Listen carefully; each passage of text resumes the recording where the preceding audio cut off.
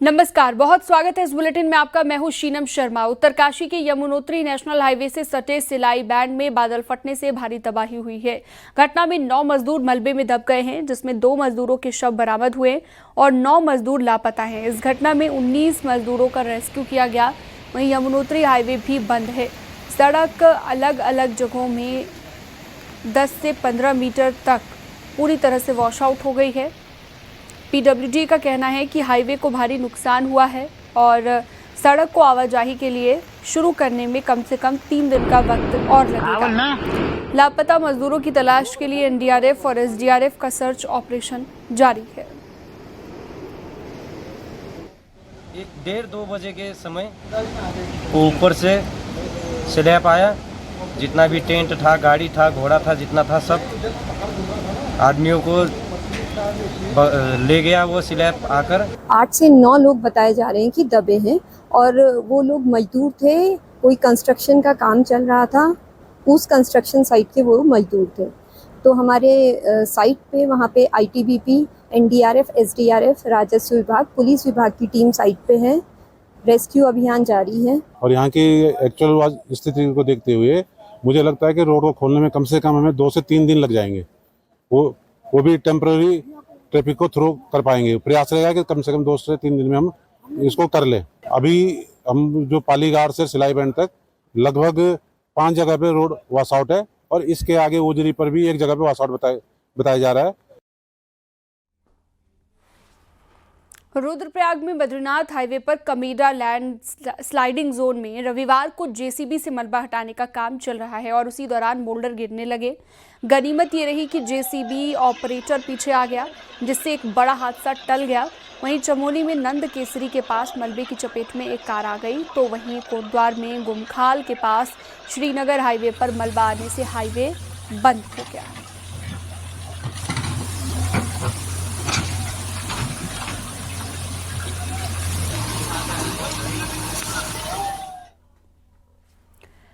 पिथौरागढ़ में लैंडस्लाइड के कारण चाइना बॉर्डर को जोड़ने वाली लिपुलेख रोड बंद हो गई है। तवाघाट के पास इस रोड में भारी लैंडस्लाइड हुआ है। रोड बंद होने से जहां व्यास घाटी का संपर्क कट गया है, वहीं आदि कैलाश यात्रियों को भी खासी दिक्कतों से दो चार होना पड़ रहा है।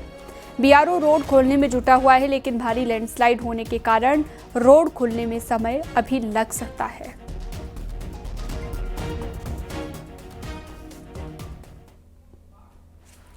देहरादून के करगी ग्रांट इलाके में रविवार सुबह 2 मकान गिर गए। भारी बारिश की वजह से नाले से हुए कटाव की वजह से दोनों मकान गिर गए। गनीमत ये रही कि मकान गिरने से पहले सभी लोग बाहर निकल आए थे और बड़ा हादसा यहां पर हो सकता था।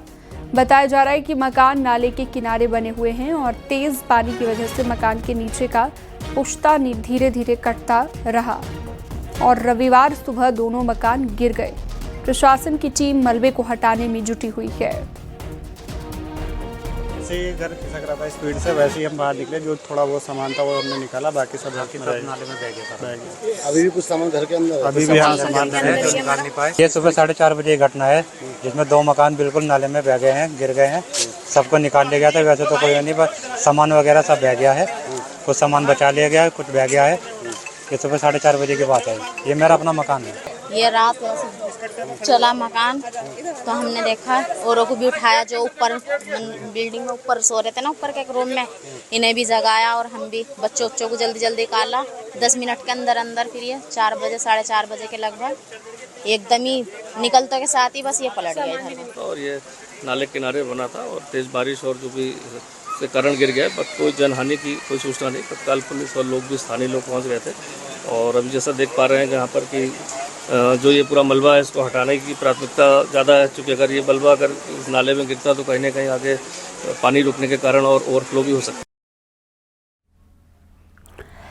है। विकासनगर में बारिश के बाद बरसाती नाले उफान पर आ गए हैं। शिमला बाईपास रोड पर हसनपुर में मौजूद नाला भी उफान पर आ गया। पानी के सैलाब में गाड़ी भी फंस गई और काफ़ी देर के बाद जब बरसाती नाले का पानी कम हुआ तो लोगों ने राहत की सांस ली। आवाजाही को फिर से शुरू कराया गया। तेज बारिश की वजह से बरसाती नाले उफान पर इन दिनों आ रहे हैं।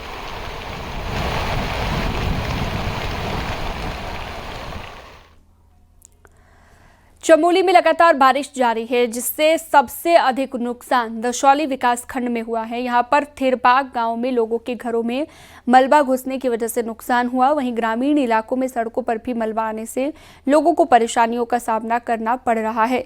इसके साथ ही बद्रीनाथ हाईवे पर पीपलकोटी, क्षेत्रपाल और नंदप्रयाग में लैंडस्लाइड हुआ है, जिसकी वजह से चारधाम जाने वाले यात्री फंसे हुए हैं। वहीं हाईवे को खोलने का काम लगातार जारी है।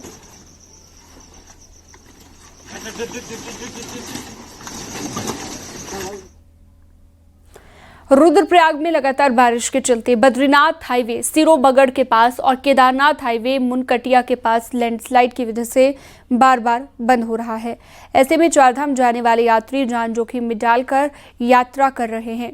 साथ ही जखोली के मयाली रणधार मोटर मार्ग पर पौंठी और मुन्या घर के बीच ये मोटर पुल स्थित है, जो कि बह गया, जिससे आवाजाही बंद हो गई। इसके अलावा बासु केदार के बरसूड़ी के पास गुप्तकाशी जखोली मार्ग का लगभग 20 मीटर हिस्सा वॉश आउट हो गया।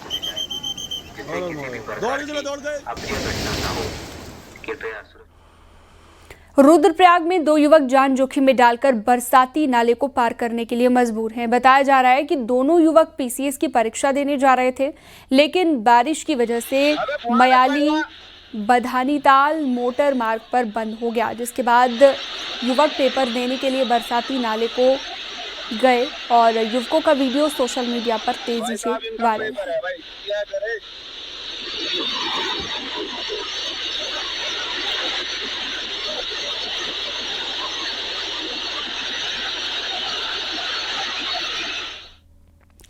उत्तराखंड में मानसूनी बारिश ने कहर बरपाना शुरू कर दिया है। उत्तरकाशी में 9 लोग आसमान से बरसी आफत के बाद मुंह में समा गए, तो राजधानी देहरादून समेत प्रदेश के अलग अलग हिस्सों में भारी तबाही मची। हालात को देखकर चारधाम यात्रा 24 घंटे के लिए रोकनी पड़ी। सोमवार को भी प्रदेश को रेड अलर्ट पर रखा गया है। देखिए,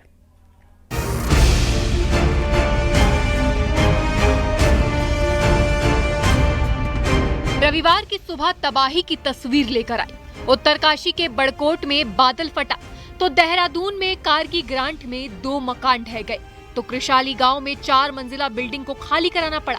इसका पुश्ता ढह गया था। प्रदेश भर में 150 से अधिक सड़कें भूस्खलन के कारण बंद हो गई। नतीजा, मुख्यमंत्री को आपदा कंट्रोल रूम पहुंचकर कमान संभालनी पड़ी। पिछले 24 घंटे में रुद्रप्रयाग में सबसे अधिक 193 मिलीमीटर बारिश रिकॉर्ड की गई।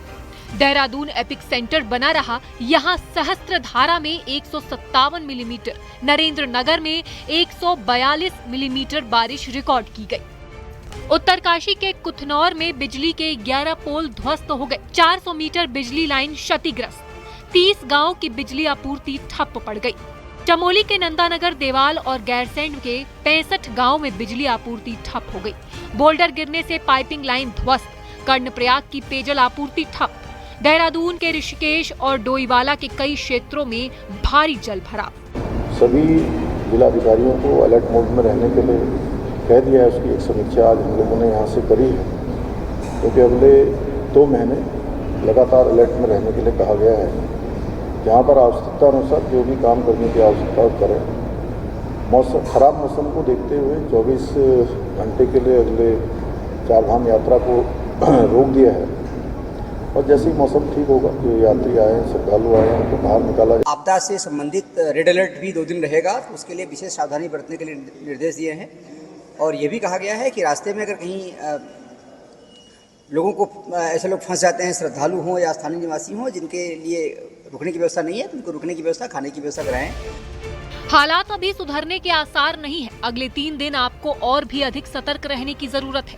प्रदेश में सोमवार को भी रेड अलर्ट रहेगा। देहरादून, टिहरी, हरिद्वार, नैनीताल, उत्तरकाशी, पौड़ी, रुद्रप्रयाग, चंपावत, बागेश्वर और उधम सिंह नगर में भारी से भारी बारिश की चेतावनी है। 1 और 2 जुलाई को ऑरेंज अलर्ट पर रखा गया है। न्यूज़ 18 के लिए देहरादून से सुनील नौप्रभात की रिपोर्ट।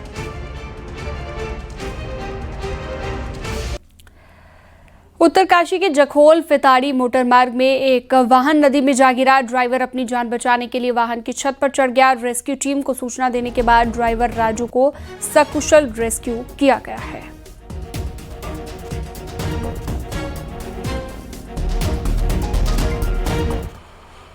पहाड़ों में लगातार हो रही बारिश की वजह से हरिद्वार में गंगा का जलस्तर लगातार बढ़ता जा रहा है। भीमगौड़ा बैराज पर गंगा 292 के लेवल से ऊपर बह रही है।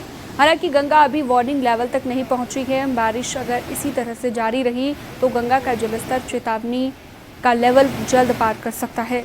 तटीय इलाकों में जलस्तर बढ़ जाने की वजह से लोगों का जनजीवन भी प्रभावित हो रहा है।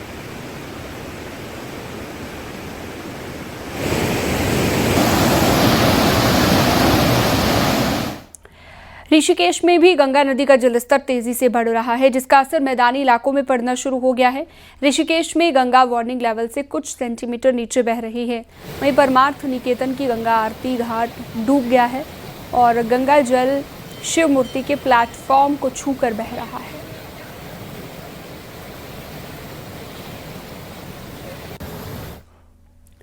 ऋषिकेश में मानसून की पहली बारिश ने कई इलाकों में मुसीबत बढ़ा दी है। जलभराव और नदी नाले उफान पर हैं। जलभराव वाली जगह पर एसडीआरएफ ने मोर्चा संभाल लिया है और स्थिति पर नजर बनाए हुए हैं। इसके साथ ही पहाड़ों पर लगातार बारिश हो रही है। ऋषिकेश में गंगा का जलस्तर बढ़ गया है। गंगा वार्निंग लेवल से 65 सेंटीमीटर नीचे बह रही है और प्रमुख घाटों तक पहुंचा है गंगा का पानी। जैसे बरसात हो रही है तो बरसात का काफी पानी आ चुका है यहाँ पे और निशान से भी डेंजर जोन पे आ रहा है। नीचे निशान है, जो हमारी स्टेयर्स हैं नीचे वाली वो भी काफी डूब चुकी हैं। आगे देख लो बढ़ता ही जा रहा है लेवल जो वाटर का। रामनगर में हो रही बरसात के बाद धनगढ़ी नाला उफान पर आ गया है, जिसके चलते यहां पर गाड़ियों की आवाजाही बंद हो गई है। NH 309 में स्थित ये नाला कुछ देर की बारिश में ही उफान पर आ जाता है। बरसाती नाले के उफान पर आने से जाम भी लग रहा है। रामनगर में मोहान के पास पन्याली बरसाती नाला उफान पर आ गया, जहां पर कुछ देर के लिए आवाजाही बंद हो गई। जब नाले का पानी कम हुआ तो फिर से आवाजाही शुरू हुई।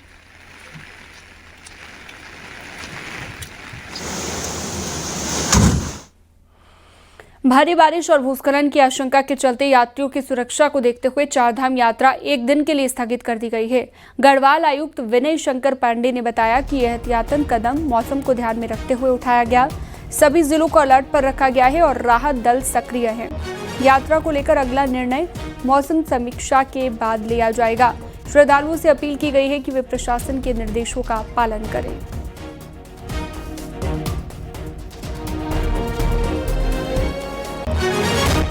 मौसम विभाग के अलर्ट के बाद चारों धाम जाने वाले यात्रियों को सुरक्षित जगह पर रोक दिया गया है। चमोली में जगह जगह पर तीर्थ यात्रियों को रोका गया। कर्णप्रयाग, चमोली, पीपलकोटी, जोशीमठ, बद्रीनाथ धाम में भी यात्रियों को रोका गया।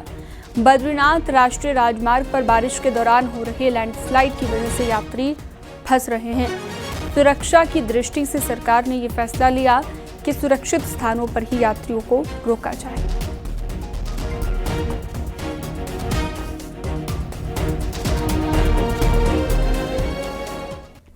बारिश की वजह से सड़क मार्ग बाधित हो रहे हैं, जिसके चलते अब बद्रीनाथ धाम में तीर्थ यात्रियों की संख्या में कमी देखी जा रही है। रविवार को दिन भर बद्रीनाथ धाम में दर्शन करने वाले यात्रियों की संख्या काफी कम रही। बद्रीनाथ धाम में सन्नाटा पसर रहा है। तस्वीर में देखिए किस तरह से पूरा मंदिर परिसर खाली खाली नजर आ रहा है।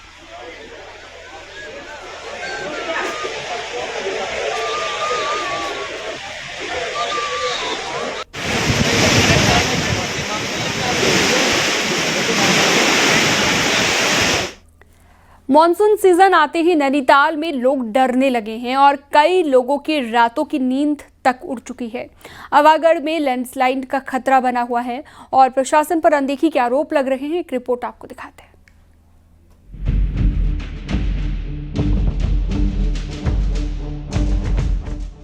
मॉनसूनी बारिश नैनीताल आवगढ़ के लोगों को डराने लगी है। घरों की नींव हिली हुई है और घरों की इन दरारों ने लोगों की नींद उड़ा रखी है। हालात ये है कि बारिश से लोगों को मकानों के ढहने की चिंता सता रही है। चाटन लॉज के साथ टिफिन टॉप, चैना पिक समेत आलू खेत, खोपी गांव में भी खतरा मंडरा रहा है। नैनीताल के बहुत बुरा हाल है। ये आवागढ़, चाटन लॉज हो गया, टिफिन टॉप हो गया, आलू खेत हो गया, हर जगह भूस्खलन हो रहा है। अभी तक ये लोग जागरूक नहीं हुए। प्रशासन वाले आते हैं, कभी पन्नी लगा के चले जाते हैं, कभी छोटा मोटा करके चले जा रहे हैं, लेकिन सीरियसली कोई काम नहीं कर रहा है। बारिश होती है तो रात को नींद नहीं आती है रात को ऐसे बैठे हुए देखते रहते हैं क्या यहाँ पे कोई दिक्कत नहीं हो जाए, किसी तरीके का कोई हादसे नहीं हो जाए। जो जिस तरीके का यहाँ काफ़ी टाइम से जो बरसात हो रही है लगातार, अब ये मानसून हैगा, अब इसमें तो रातों की नींदें ख़त्म हो जाती हैं। आने वाले समय में लगता है कि ये मकान जल्दी ही नीचे ढह जाएंगे। क्या मांग है? हम तो यही चाहते हैं कि सरकार से या प्रशासन से जिस विधि से इसका कार्य संपन्न हो जल्द से। महोदय यहाँ 1 साल में 3रा साल चल रहा है, इसमें अधिकारी आते हैं और वो जो बनती है PDR DTR उसको बनू के चले जाते हैं। पिछले कुछ सालों में नैनीताल चौतरफा संकट से घिरा है। आवागढ़ में तो 2 मंजिला मकान जमींदोज होने से आसपास खतरा बना हुआ है, लेकिन लंबा समय बीत जाने के बाद भी सुरक्षा के काम नहीं हो सके। दीर्घकालिक में अभी उत्तराखंड लैंडस्लाइड मिटिगेशन मैनेजमेंट के लिए जो एजेंसी निर्धारित है राज्य सरकार की ओर से, उनका सर्वे लगभग सभी स्थानों पर हमने पूरा करा दिया है। उसमें दीर्घकालीन उपायों के रूप में DPR बनाने की कार्रवाई संबंधित एजेंसी कर रही है। तात्कालिक उपाय क्योंकि हमको जनपद स्तर से करने हैं, तो उसके लिए संबंधित विभाग सिंचाई और PWD के माध्यम से प्राक्कलन बनवाए गए हैं। अगर नैनीताल में भारी बारिश हुई तो बड़ा नुकसान होने का खतरा है। ये पूरा चाटन लॉज का इलाका वही है जहां पर पिछले साल 2 मंजिला मकान भरभरा कर गिर गया था और अब भी इस पूरे इलाके में आपदा का संकट दिखाई देता है। हालांकि जिस तरह से पूरे नैनीताल में इस तरह के संकट दिखाई दे रहे हैं और 1 साल से कोई भी आपदा प्रबंधन के काम नहीं किए हैं, तो ये भविष्य के लिए या इस मानसून में बड़े खतरे की तरफ इशारा कर रहे हैं। वीरेंद्र बिष्ट, न्यूज़ 18, नैनीताल। बढ़ते आगे और अगली खबर रुड़की से, जहां पर पैदल चल रही युवती को कार ने कुचल दिया, जिसमें युवती की मौके पर ही मौत हो गई और हादसे के बाद कार सवार मौके से फरार हो गया। युवती अपनी ड्यूटी पर जा रही थी, इसी दौरान पैदल चलते वक्त सामने से आ रही कार ने युवती को कुचल दिया, जिसके बाद युवती की दर्दनाक मौत हो गई।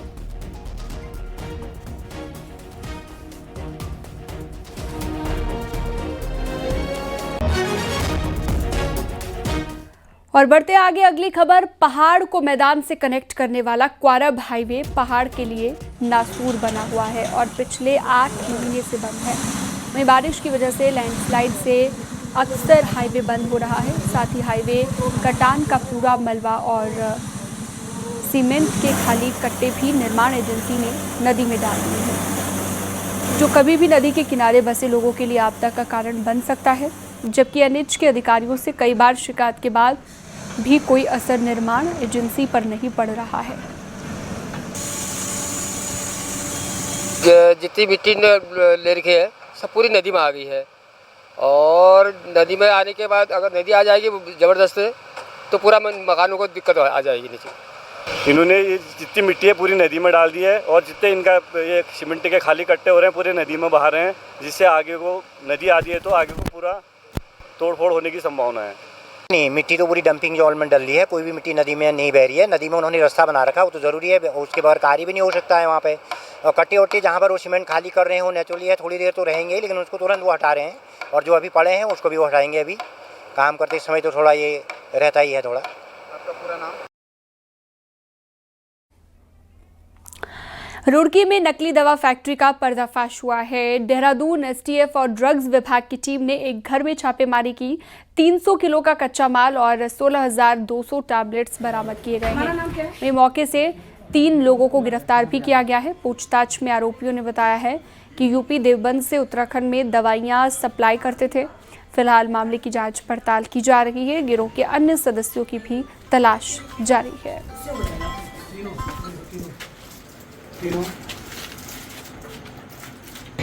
ये लोग अपना लाइसेंस नहीं दिखा पाए हैं और हमारे द्वारा जितने भी इनके पास से दवाइयाँ मिली हैं उनके सैंपल मेरे द्वारा लिए गए हैं और वो जांच हेतु भेजे जाएंगे और जैसे इनकी रिपोर्ट आती है उनके ड्रग एंड कॉस्मेटिक एक्ट के अंतर्गत उनके खिलाफ जो है वाद दायर किया जाएगा। दवाइयों की कॉस्टिंग करीब 4-5 लाख की दवाइयाँ होंगी। रॉ मटेरियल भी है, दवाइयाँ कम है, हालांकि रॉ मटेरियल बहुत ज़्यादा है और ये कहाँ बना रहा है और कैसे बना रहा है उसकी अभी इस पर जो है इन्वेस्टिगेशन की। देहरादून में पुलिस ने सेक्स रैकेट का भंडाफोड़ किया है, जहां पर राजा रोड इलाके में आशियाना गेस्ट हाउस में सेक्स रैकेट चल रहा था, जिसकी सूचना के बाद एंटी ह्यूमन ट्रैफिकिंग यूनिट ने छापेमारी की और मौके से 6 लोगों को गिरफ्तार कर लिया। पुलिस को गेस्ट हाउस से आपत्तिजनक सामान भी बरामद हुआ है।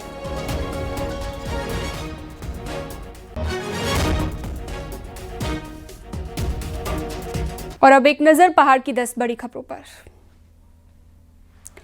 कोटद्वार से नजीबाबाद के बीच नेशनल हाईवे 534 पर जाफराबाद के पास तेज बारिश के कारण हाईवे पर बनी पुलिया भरभरा कर नीचे गिर गई।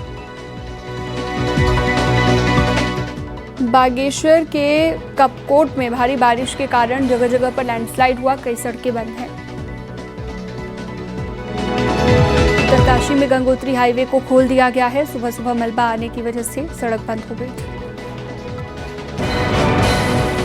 हरिद्वार में गंगा का जलस्तर बढ़ने पर प्रशासन अलर्ट पर नजर आ रहा है। यहां पर गंगा घाटों पर पुलिस के द्वारा अनाउंसमेंट कर लोगों को अलर्ट किया जा रहा है। बागेश्वर के मंडलसेरा में कुंती गधेरे का पानी कई घरों में घुस गया। स्थानीय लोगों ने बाल्टी से पानी निकाला। तेज बारिश से उफान पर नदी। तेज बारिश के अलर्ट के चलते उत्तरकाशी में जगह जगह पर यात्रियों को रोका गया। कांवड़ यात्रियों को भी रोका गया है।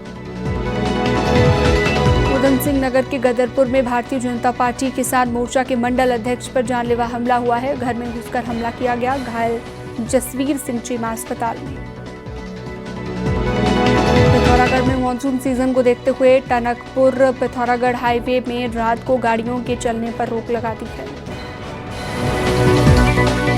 टीसीएस की प्रारंभिक परीक्षा रविवार को प्रदेश भर में हुई। हरिद्वार जिले में कुल 40 सेंटरों पर एग्जाम हुआ। पिथौरागढ़ में कांग्रेस ने पंचायत चुनाव को लेकर मीटिंग ली। कांग्रेस सभी जिला पंचायत और क्षेत्र पंचायत सीटों के लिए अपने उम्मीदवार मैदान में उतारेगी।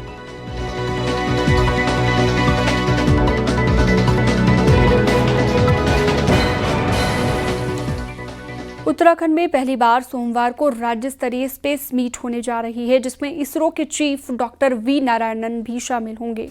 मुख्य सेवक सदन में आयोजित होने वाले इस कार्यक्रम का उद्घाटन मुख्यमंत्री पुष्कर सिंह धामी करेंगे और उन्होंने कहा कि ये उत्तराखंड के लिए एक उपलब्धि है। उन्होंने कहा उत्तराखंड लैंडस्लाइड, अतिवृष्टि जैसी आपदाओं से जूझता रहता है। उन्होंने कहा कि ऐसे में नवाचार और अनुसंधान को बढ़ावा देने के लिए इसरो यहाँ पर आ रहा है। उन्होंने कहा कि स्पेस मीट से जो निष्कर्ष निकलेगा वो उत्तराखंड और देश के काम आएगा। प्रश्न का सामना करना पड़ता है, कभी लैंडस्लाइड के रूप में, अतिवृष्टि के रूप में, बादल फटना हो, अलग अलग प्रकार की आपदाओं का हमें सामना करना पड़ता है। इसलिए इसरो जैसा संगठन हमारे राज्य में आगे बढ़ चलकर जो है नवाचार को और अनुसंधान को बढ़ावा देने के लिए, अन्य खोज करने के लिए यहाँ पर आ रहा है। हम उनका सबका स्वागत करते हैं और निश्चित है कि जो सम्मेलन होगा उसमें मंथन चलेगा। मंथन से, चिंतन से अमृत निकलेगा और अमृत हमारे साथ साथ पूरे भारत के लिए और दुनिया के लिए काम आएगा। उत्तराखंड बीजेपी का अगला प्रदेश अध्यक्ष कौन होगा, इस पर अब सभी की नजरें टिकी हुई हैं। शुक्रवार को बीजेपी के प्रदेश अध्यक्ष पद के चुनाव के लिए पार्टी संगठन द्वारा अधिसूचना जारी कर दी गई। 30 जून को नामांकन होगा। 30 जून यानी कि कल ही नाम वापसी होगी। यदि प्रदेश अध्यक्ष के लिए 1 से अधिक दावेदारों ने नामांकन कराया तो फिर 1 जुलाई को मतदान होगा। 1 जुलाई को ही नए अध्यक्ष का ऐलान कर दिया जाएगा। हालांकि बीजेपी सर्वसम्मति से अध्यक्ष का चुनाव करती आई है, फिर भी पार्टी द्वारा अध्यक्ष पद के लिए वोटिंग करने वाले 125 पदाधिकारियों की लिस्ट जारी कर दी गई है। इस दौरान राष्ट्रीय परिषद के लिए 8 सदस्यों का भी चुनाव किया जाना है।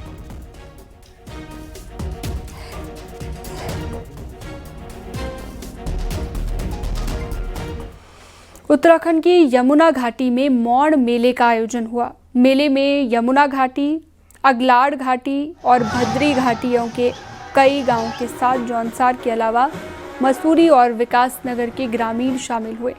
रविवार को सैकड़ों की संख्या में ग्रामीण एक साथ नदी में उतरते हैं। कई टन मछली पकड़ी। मेले के दौरान ढोल दमाऊ की थाप पर ग्रामीणों ने पारंपरिक नृत्य भी किया। हर साल जून में अंतिम सप्ताह में अगलाड़ नदी में मछली पकड़ने का सामूहिक त्योहार मनाया जाता है। जल देवता की विधिवत पूजा होती है। इसके साथ ही टिमरू पाउडर नदी में डाला जाता है और मछलियों को पकड़ा जाता है। ऐतिहासिक विरासत या संस्कृति को जीवित रखने के लिए इस मौन मेले को जो है जीवित रखा गया है, ताकि आने वाली पीढ़ी को भी ये पता चल सके कि हमारे जो रीति रिवाज थे वो क्या थे, किस प्रकार के थे। इसमें जो है टिमरू जो पाउडर है वो इस्तेमाल किया जाता है, जिससे कि मतलब छोटे जीव जंतु जो होते हैं मछली के वो जीवित रह जाते हैं और बाकी लोग इंजॉयमेंट करते हैं। टिमरू का पदार्थ है, उसकी मात्रा इस बार अधिक है तो मच्छियाँ अधिक लगने के आसार है। SDRF के जवान लगाए गए हैं, तो ये इसलिए लगाए गए हैं क्योंकि यहाँ पर काफ़ी तादाद में महिलाएं, जो छोटी लड़कियाँ होती है और छोटे बच्चे होते हैं, वो इस मौन मेले में अधिकतर प्रतिभाग करते हैं। और खबरों में वक्त एक छोटे से ब्रेक का।